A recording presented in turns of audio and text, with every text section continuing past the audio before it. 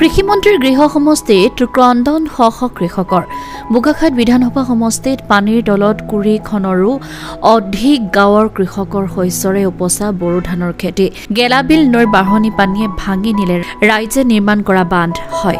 কৃষিমন্ত্ৰী অতুল বৰাৰ গৃহ সমষ্টি বোকাখাতত নাজল নাথল অৱস্থা এতিয়া কৃষকৰ গেলাবিল নৈৰ বাঢ়নী পানীয়ে বুঢ়াইছে বড়ো ধানৰ কৃষি।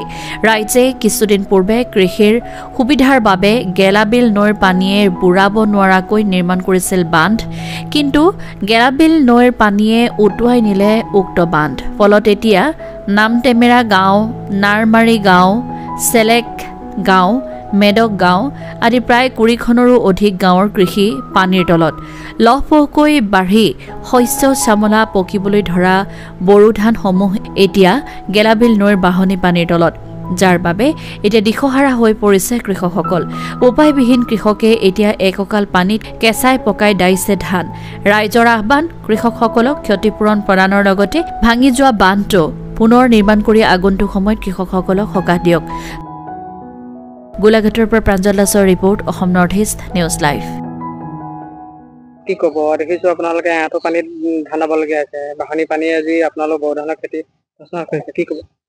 হয়, এতিয়া সমগ্ৰ আমাৰ নামটেমে গাঁও, বোকাখাত সমজিলা 203 গাঁও পঞ্চায়তৰ অন্তৰ্গত প্ৰায় 20খন গাঁও বানৰ কবলত।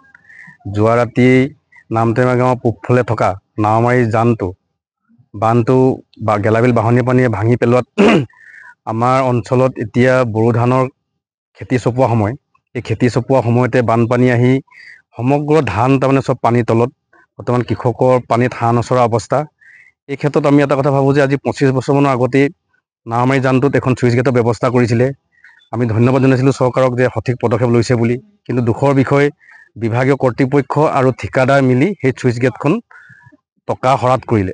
তাৰ ফলশ্ৰুতিত আজি এই অৱস্থা। গাঁৱৰ মানুহে বান্ধটো বান্ধে, কিন্তু গাঁৱৰ ইমান শক্তি নাই যে এই পানীটো ৰোধ কৰিব পৰাকৈ সক্ষমতা নাই সেই বান্ধটো।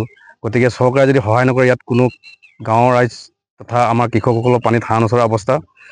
আৰু যোৱা ৰাতি যেতিয়া বান্ধটো ভাগিলে, এতিয়া প্ৰায় চব ধান পানীৰ তলত।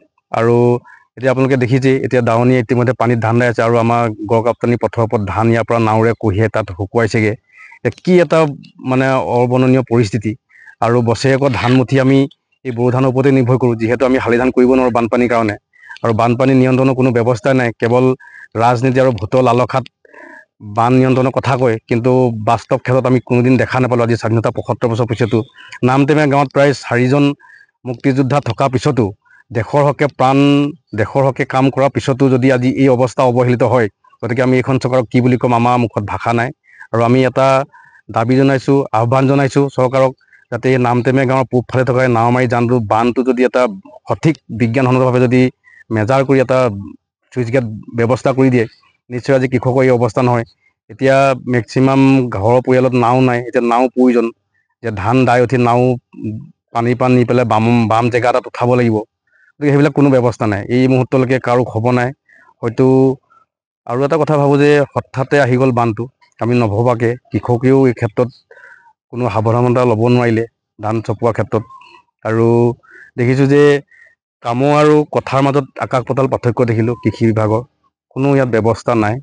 আৰু ধৰি লওক আপোনাৰ ধানত যেতিয়া আপোনাৰ এইবিলাক বড়ো ধানত যেতিয়া আপোনাৰ পোক লাগে, সেই পোক মৰাও ব্যৱস্থা কোনো কাৰণত আমি নেদেখিলোঁ। কোনো কৃষকে যে বুকুত হাত থৈ ক'ব নোৱাৰে যে আমাক চৰকাৰে এইটো ব্যৱস্থা কৰি দিছে, আমি নিৰ্ভয় খেতিটো কৰিব পাৰোঁ, এই ব্যৱস্থা নেদেখিলোঁ আজি তাৰিখলৈকে। গতিকে মই পুনৰবাৰ আহ্বান জনাইছোঁ, নাওমাৰী কৃষি বান্ধটো যদি বান্ধি দিয়ে, এই বছৰটো গ'ল, অহা বছৰ যাতে ৰাইজে ভালকৈ কৰিব পাৰে, তাৰ কাৰণে মই চৰকাৰক আহ্বান জনালোঁ।